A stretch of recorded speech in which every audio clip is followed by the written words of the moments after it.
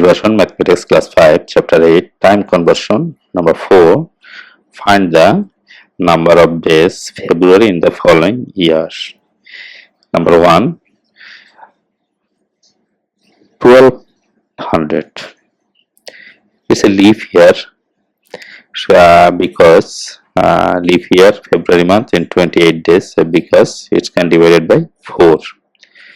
If any year, number of year, if you can divide it by 4, that means it's a leap year. Okay, and if you cannot divide it by 4, it is not leap year. That means it's 28 days. In 1692, leap year divided by 4, it's also 29 days.